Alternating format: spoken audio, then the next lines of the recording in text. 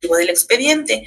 Si ya se autorizó para una inversión y ya se realizó la inversión y la inversión va creciendo de acuerdo a las expectativas que se tenían, también ahí ya se deja de realizar el seguimiento. Es decir, acá no hay un plazo como en el nombramiento de tutores y curadores por el cual deba realizarse este seguimiento. Cuando se cumpla con el objeto, ya se deja de realizar este. El siguiente procedimiento que vamos a ver es el procedimiento de declaración de ausencia y el procedimiento de declaración especial de ausencia por desaparición. No nos hemos puesto de acuerdo, no hemos encontrado cuál es la diferencia específica entre un procedimiento de declaración de ausencia y un procedimiento especial de declaración de ausencia por desaparición. En el Estado de México tenemos una ley sustantiva que regula precisamente la declaración especial de ausencia por desaparición. Y en esta ley nos habla de que las personas desaparecidas son aquellas cuyo paradero se desconoce, que su situación jurídica es incierta, con independencia de que esa desaparición se refiera a un hecho ilícito o no. Entonces, lo que antes distinguía a esta declaración de ausencia era como cómo había sucedido esa desaparición o cómo se había dado esa ausencia, ¿no? Si era una ausencia presumiblemente por algún hecho delictuoso, entonces podríamos hablar de una declaración especial por desaparición. Si era una ausencia por algún evento de la naturaleza o un acontecimiento extraordinario, entonces solamente era declaración de ausencia. Pero hoy en día, con lo que establece esta ley en cuanto al concepto de persona desaparecida, ya no podríamos hablar de que una u otra sean aplicables para el caso de eventos de la naturaleza o de hechos delictuosos. Entonces, lo más protector es tramitar el procedimiento especial de declaración de ausencia por desaparición.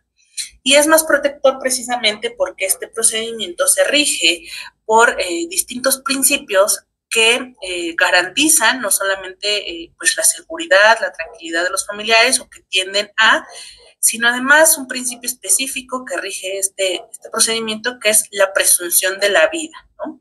A contrario de la declaración de ausencia que teníamos regulada en nuestro código, que ya hoy en día esta figura está abrogada, pero que tenía como finalidad tramitar después un procedimiento de presunción de muerte, ahora lo que se hace es presumir la vida, es decir, es una presunción legal que la persona está viva a pesar de su ausencia y entonces habría que asegurar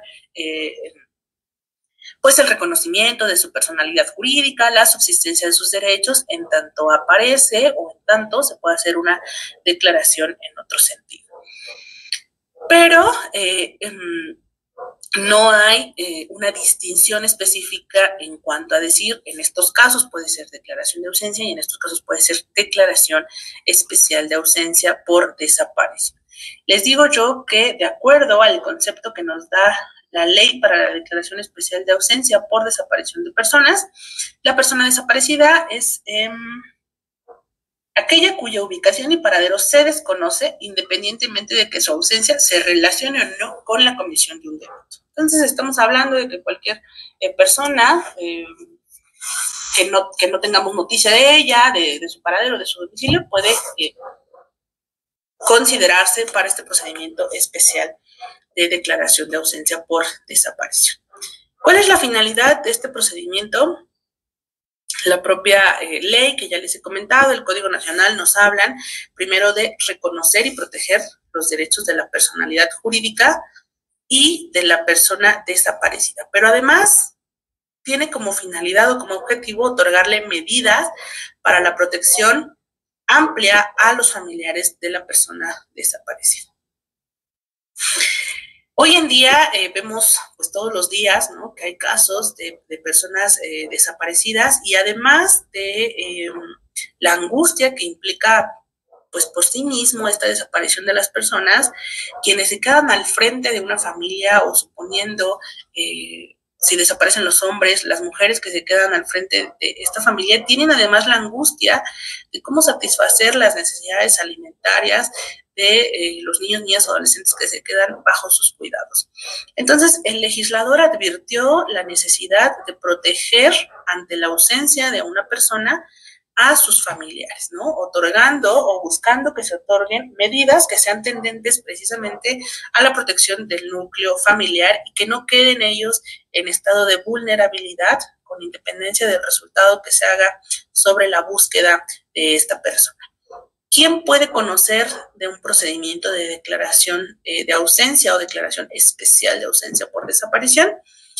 De acuerdo al territorio, el juez del último domicilio de la persona desaparecida o del domicilio de la persona quien promueva la acción o del lugar en donde se presuma que ocurrió la desaparición o el lugar donde se esté llevando a cabo la investigación. Es decir, existen 4 criterios para fijar la competencia por territorio en esta jurisdicción voluntaria, ya sea el domicilio de la persona desaparecida, el domicilio de quien está promoviendo esta declaración, donde se presuma que ocurrió la desaparición o donde se esté llevando a cabo la investigación de la desaparición, si es que se está llevando a cabo. Porque recuerden que no hay, no hay la condición de que sea por un hecho delictuoso para que se lleve a cabo esta declaración especial por desaparición. ¿Quién puede ser el solicitante de esta declaración de ausencia? De acuerdo al Código Nacional, el artículo 621 habla de manera general cualquier persona a quien le asiste interés conforme a la legislación sustantiva. Y nuestra legislación sustantiva, que es la Ley para la Declaración Especial de Ausencia por Desaparición de Personas del Estado de México, habla que pueden ser los familiares de la persona desaparecida, los representantes legales de los familiares, la Comisión Ejecutiva de Atención a Víctimas, en este caso del Estado de México, la Procuraduría de Protección de Niños, Niñas y Adolescentes del Estado de México, quien acredite tener un interés jurídico para litigar o defender los derechos de la persona desaparecida, el agente del Ministerio Público que conoce de la investigación si fuera el caso, o cualquier persona que tenga una relación sentimental, afectiva o de confianza inmediata y cotidiana con la persona desaparecida. Cualquiera de ellos puede proponer esta solicitud de declaración de ausencia o de declaración especial de ausencia por desaparición. ¿Qué requisitos debe contener esta solicitud? Los encontramos en la ley sustantiva y son precisamente los datos personales de la persona solicitante y además revelar en qué calidad está promoviendo, ¿no? Ya decíamos quiénes pueden ser, entonces hay que revelar esa calidad, ¿no? Comparezco en mi carácter de familiar, en mi carácter de tener una relación afectiva con la persona desaparecida, en mi carácter de representante legal de los familiares, los asesores jurídicos de la Comisión Ejecutiva de Atención a Víctimas, revelar en qué carácter están haciendo o solicitando esta declaración de ausencia. Debe contener también el nombre, domicilio, fecha de nacimiento y estado civil de la persona desaparecida. Los datos de la denuncia que se haya realizado por la desaparición o de la queja que se haya propuesto ante la Comisión de Derechos Humanos por la falta de búsqueda de esta persona. Es importante también conocer la fecha y lugar de los hechos relacionados con la desaparición o la última vez en que se vio a la persona desaparecida. Evidentemente habrá casos en que la persona solicitante no conozca estos hechos. Bastará, de acuerdo a nuestra ley, con la presunción de el lugar y fecha para colmar este requisito. Debe revelarse también el nombre y edad de los familiares, de los dependientes económicos y de aquellas personas que tengan una relación sentimental.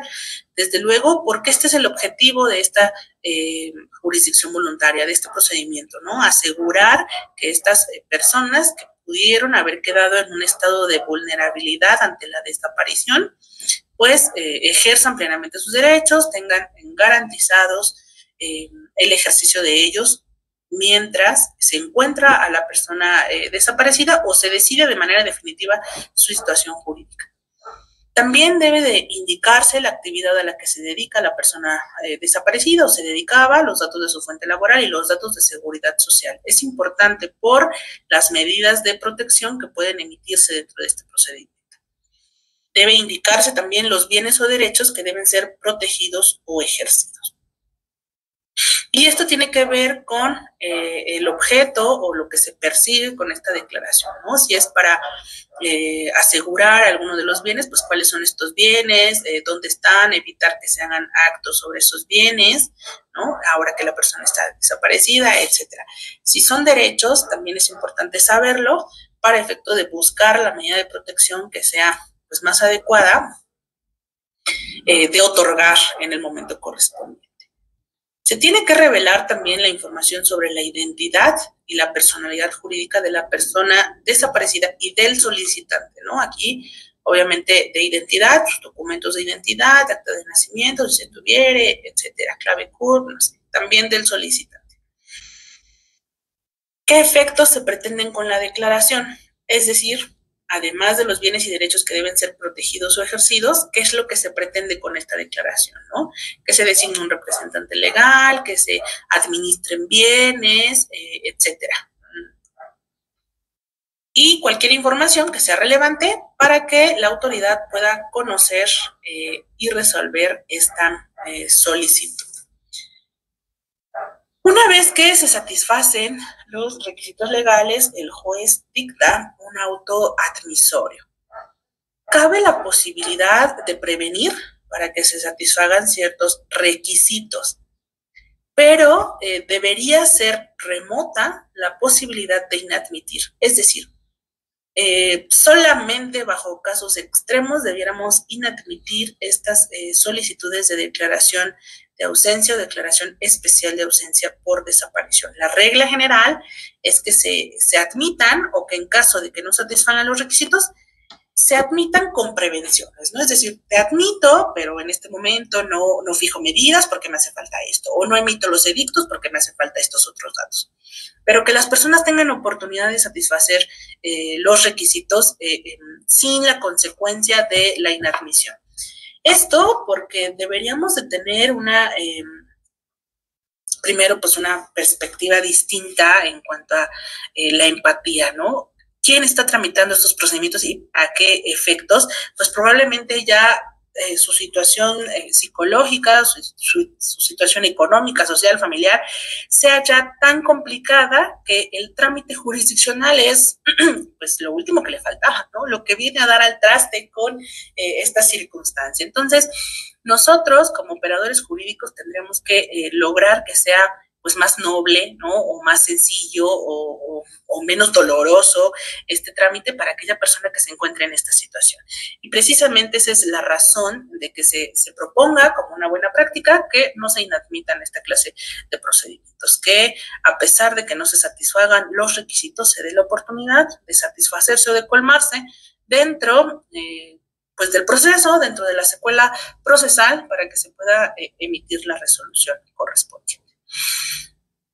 ¿Qué medidas provisionales podemos emitir en estos procedimientos? Y aquí hay dos momentos para emitir las medidas provisionales. Uno puede ser en el propio autoadmisorio. Si del autoadmisorio ya tengo los datos suficientes para establecer la necesidad de alguna de estas medidas, la racionalidad de estas, entonces desde ahí podríamos emitirlas. Si no se tiene, entonces puedo generar una audiencia especial para allegarme de mayores elementos que me permitan decretar estas medidas provisionales. ¿Como cuáles? Y son enunciativas, ¿no? Pueden ser muchas otras de acuerdo a la naturaleza de los bienes, de las personas que se pretendan proteger, etcétera. Pero de manera enunciativa, nuestro Código Nacional nos habla de guardia y custodia de niñas, niños y adolescentes, determinar lo relativo al ejercicio de la patria potestad de los hijos, ¿no? Determinar alimentos para los acreedores alimentarios, el uso y pago de la vivienda y vehículos, la continuidad en los servicios médicos o de seguridad social y acá también la continuidad de los beneficios de seguridad social. Desde luego esto va a ser en tanto se lleva a cabo el procedimiento y una vez que se emite el procedimiento, fijar de manera definitiva qué efectos van a tener estas medidas provisionales con relación a la persona desaparecida. Ahora vamos a hablar de los efectos. ¿Qué efectos puede tener una sentencia que se dicte en un procedimiento especial de declaración de ausencia por desaparición o de declaración de ausencia? El primero sería el reconocimiento de la ausencia, ¿no? Reconocer judicialmente la ausencia de determinada persona y desde luego asegurar la continuidad de la personalidad. De acuerdo a este principio que yo les hablaba de presunción de la vida, se presume que sigue con vida y entonces habrá que asegurar la permanencia de esta personalidad jurídica. Tendremos también que fijar los efectos de esta ausencia con relación a los niños, niñas y adolescentes vinculados a la persona desaparecida. Patria potestad, pensión alimenticia, si fuera el caso, ¿no? Un guardia y custodia. También tendremos que fijar los efectos respecto al patrimonio de la persona desaparecida, proteger el patrimonio de la persona, sobre la actividad social para los beneficiarios. Se puede declarar la suspensión de actos judiciales, mercantiles, civiles o administrativos relacionados con la persona desaparecida, la inexigibilidad de deberes, prever lo necesario a la representación legal, es decir, quién o quiénes van a ejecutar los actos jurídicos de la persona desaparecida en tanto persiste esta declaración, qué tendrá que hacerse para el caso de que se localice a la persona, ¿no? Una vez que se localice, desde luego, pues quedan sin efectos las providencias que nosotros hubiéramos decretado en su ausencia, y él recobra pues entera disposición y capacidad para disponer tanto de sus bienes como de su familia, ¿no? Hacerse partícipe en la vida de su familia. No se puede obligar al solicitante a continuar después de la declaración especial de ausencia por desaparición con el procedimiento de presunción de muerte. Es siempre voluntario. Decíamos, nosotros ahora tenemos un principio de presumir la vida. En ese caso, será pues a voluntad de los familiares, del solicitante, de quien esté realizando esto, si desea continuar con el trámite de presunción de muerte o si basta para pues el ejercicio de los derechos que ellos tenían, esta declaración especial o esta declaración de ausencia. Y también en cualquier momento, o sea, si aparece la persona, ahí se termina, digamos, los efectos de este procedimiento. Pero también en cualquier momento las personas solicitantes podrían desistir de esta declaración de ausencia. Y en ese caso, pues ya no quedarían sin efecto las medidas provisionales dictadas y ya no habría necesidad de resolver. Es absolutamente voluntario, ¿no? Una vez que se inicia, continuarlo por parte de quienes están legitimados para ello. Y acá vemos el flujograma de esta declaración de acuerdo al empate que se realiza sobre las reglas que establece nuestro Código Nacional y la ley especial que les he comentado. Entonces tenemos que hay una denuncia o reporte o queja por desaparición que puede ser presentada ante el Ministerio Público cuando es presumiblemente constitutivo de un delito o ante una comisión de búsqueda o ante la Comisión de Derechos Humanos, ¿no? Pasados 3 meses desde que se realiza esta denuncia sin que aparezca la persona, entonces se puede plantear la solicitud de declaración de ausencia o declaración especial de ausencia por desaparición. Esta solicitud debe cumplir los requisitos que establece la ley para la desaparición especial, para la declaración especial de ausencia de personas desaparecidas en el Estado de México. Si satisfacen los requisitos, ya dijimos, se admite, si no, aquí se archiva y ese auto sería apelable. Aunque recuerden ustedes que hemos mencionado que como buena práctica, el archivo o la inadmisión sería un caso extraordinario, ¿no? Que se debe privilegiar la admisión de este tipo de procedimientos y en lugar de ello, prever que se satisfagan los requisitos dentro de la secuela procesal. En el auto admisorio se requiere a las autoridades, a las agencias del Ministerio Público, a la Comisión de Búsqueda, a la Comisión de Derechos Humanos que tengan antecedente de estos, que remitan los expedientes relativos a la persona desaparecida, pero también a la atención que hayan dado a sus familiares y que permitan a la autoridad jurisdiccional resolver este procedimiento. Se dictan aquí medidas provisionales o bien dentro de una audiencia especial que se celebra en los 5 días siguientes si no existen elementos y entonces habría que recabarlos. También se ordena la publicación de edictos, aquí me faltó una E, ustedes disculparán, estas láminas son interactivas, pero es edictos. Se ordena la publicación de edictos de acuerdo a lo que establecen los artículos 16 y 18 de la propia ley especial. Estos edictos se publican 3 veces de 5 en 5 días naturales. Y la publicación de estos edictos, de acuerdo a estos artículos que hemos mencionado, es con la finalidad de llamar a cualquier persona que tenga interés en esta declaración especial de ausencia y también, desde luego, si por algún motivo llegare a la persona desaparecida o se pudiera contactar a la persona desaparecida, pues sería espectacular, ¿no? Sería lo ideal que con la publicación de estos edictos pudiéramos encontrar a las personas desaparecidas a pesar de las gestiones que ya se han realizado.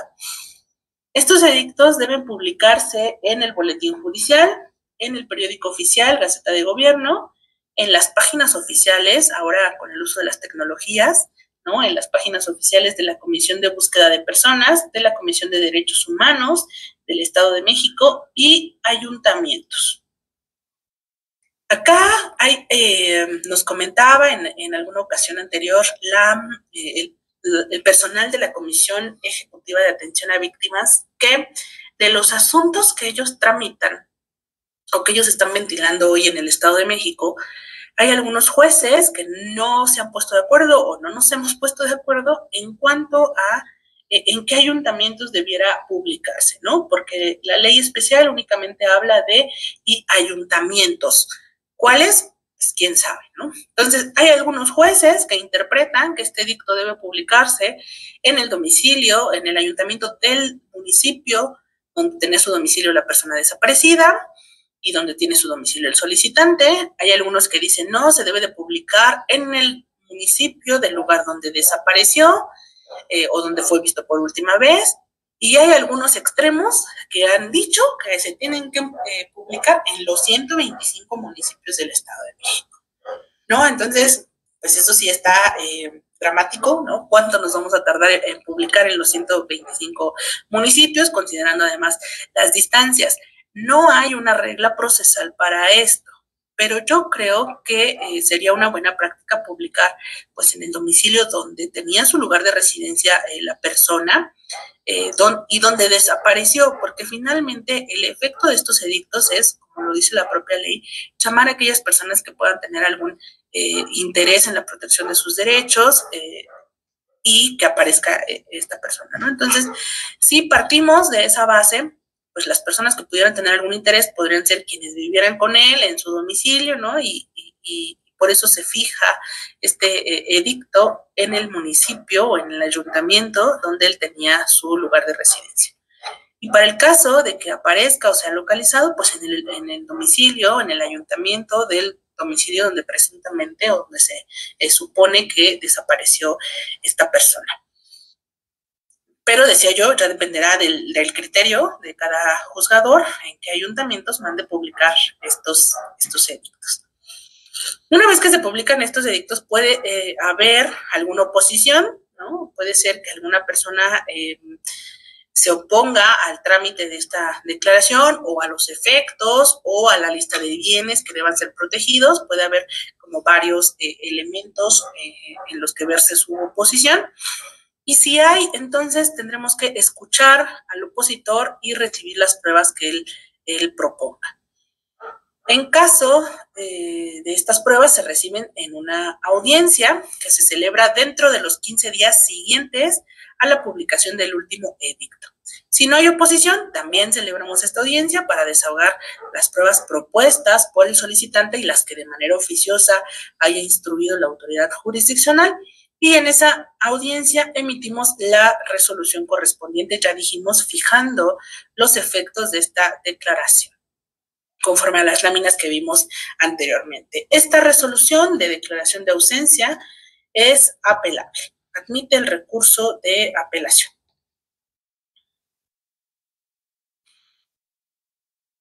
Y esto sería por cuanto hace a estos procedimientos especiales, ¿no? Aquí recordar que regulación sustantiva la tenemos en una ley específica y que actualmente esta regulación procesal también la tenemos en esa ley hasta la aplicación o entrada en vigor de este Código Nacional. De acuerdo al artículo 19 transitorio, si no recuerdo mal, 20, esta declaración especial de ausencia ya es aplicable o estas reglas ya son aplicables para el caso de que los estados no tengan una regulación específica. Es el artículo 20, aplicación suplementaria de las disposiciones del Código Nacional. Si en la fecha de publicación no hay una regulación relacionada con el procedimiento especial de declaración de ausencia, entonces se aplicarán suplementariamente las disposiciones del Código Nacional. No es el caso del Estado de México, porque nosotros dijimos si tenemos una ley especial en esta materia y entonces hoy en día procesal y sustantivamente se aplican las reglas que establece esta legislación. Ahora vamos a ver el procedimiento de adopción. Es otra de las acciones que se ventilan en esta vía de jurisdicción voluntaria.